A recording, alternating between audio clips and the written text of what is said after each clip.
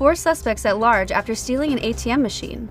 Governor Cox's response to the transgender bathroom bill, and American Idol brings a musician and his niece together after a decade of separation. You're watching St. George News at 5. Good afternoon, I'm Amy Bennett.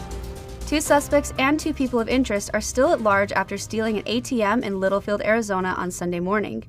Authorities are asking the public to help locate them. Police received a report that 2 men backed a truck into the front of the building and stole an ATM before fleeing the scene. After the investigation, it was revealed that the truck had been stolen from Mesquite, Nevada, from a local landscaping company that previous night. Officers then found a truck on Sunday afternoon with a stolen ATM still in the back with no cash inside. Deputies are asking for the public's help in identifying all 4 of the suspects, and anyone with information on the incident is encouraged to contact the Mojave County Sheriff Office at 928-753-0753. The new transgender bathroom bill that was signed by Utah Governor Cox recently received quite a bit of backlash. Chris Reed has more on Governor Cox's response and why he's encouraging people to read the bill. Governor Spencer Cox said Thursday that those who say they are being hurt by the new law he signed, placing restrictions on transgender people's use of public bathrooms, should read the finer print of the bill for the benefits it has to all communities.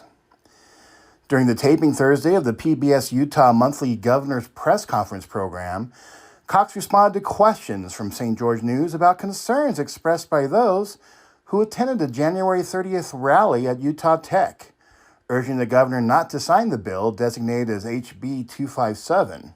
4 hours before the governor ultimately signed it into law. Well, what I would say is I always encourage people to go and read the bills. Look, this is a very hard issue. There's no question. There are women who do not feel safe when they're in a locker room with a biological male, a transgender female, and so we have competing interests, right? We have women's rights, biological women who may not feel safe, and then we have our transgender community who also feels like they deserve equal treatment and access. So we have to balance those two things, right?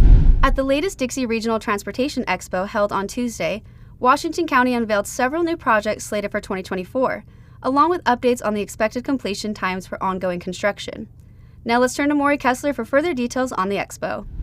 The annual Dixie Regional Transportation Expo, held at the Dixie Convention Center last Tuesday, featured ongoing and upcoming road and transportation infrastructure projects happening in Washington County. Among this year's highlights were the Utah Department of Transportation's continuing work to widen I-15 between exits 10 and 13, as well as the exit 11 interchange being built in Washington City. Both projects are slated to wrap up later this year. Elsewhere, work continues on the Tokerville bypass that will divert heavy traffic away from the small town. While in Washington City, people saw the recent completion of the interchange connecting the George Washington Boulevard to the Southern Parkway.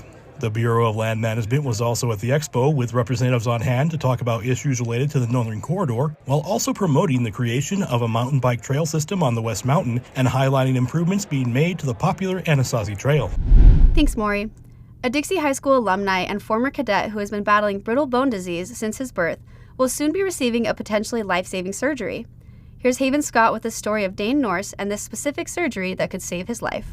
Transnasal or transphenoidal hypophysectomy or excision of pituitary tumor endoscopic with or without abdominal fat graft. While it may be a mouthful, that is the procedure St. George resident Dane Norse needs to save his life, according to his mother Debbie Norse. What's happening is his spinal column is pushing up into the brain, and he's lost where he can't hold his hands out.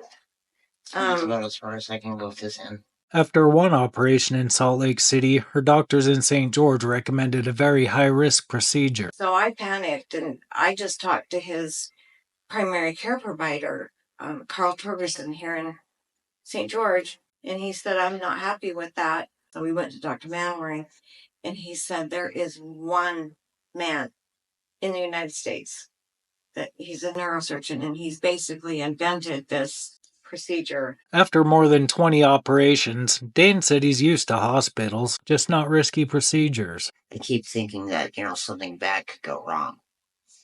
And there goes, my life or my chance of feeling better.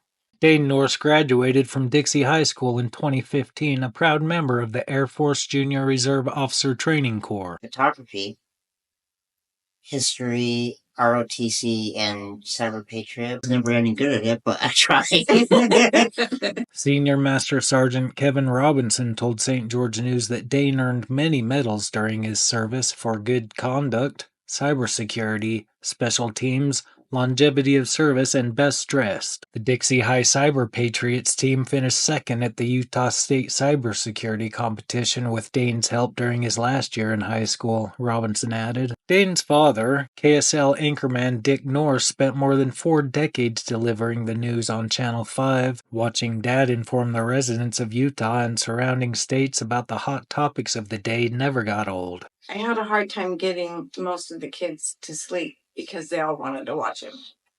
And then I begged her practically every night to let me stay up so I could watch my dad even though I had school in the morning. It was like, MASH is over, time to go to lay in bed. Yeah. Family members have set up a fundraiser for those who would like to contribute to the Norse's medical expenses. He's my hero. I made all the decisions when he was too young to understand.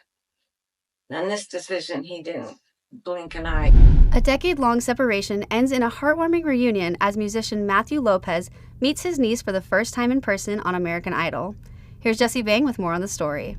Matthew Lopez, a member of the country band Due West, just connected with his long-lost niece on American Idol. When his sister Amy was 23, she was diagnosed with lupus. At 25, she became pregnant and gave her baby girl up for adoption. At the age of 40, she died from complications of lupus. It wasn't until last summer that the now 25-year-old McKenna Bryanholt connected with her birth family, 10 years after her mother died. They saw each other for the first time on a FaceTime call. Laying eyes on her took my breath away because Amy had gotten really sick and she was just frail and she was in poor health for a lot of years. And now all of a sudden I felt like I was looking at a young 25-year-old healthy-bodied version of my sister. When Bryanholt auditioned for American Idol in Nashville, her birth family was there to surprise her. Their very first in-person meeting happened on broadcast television.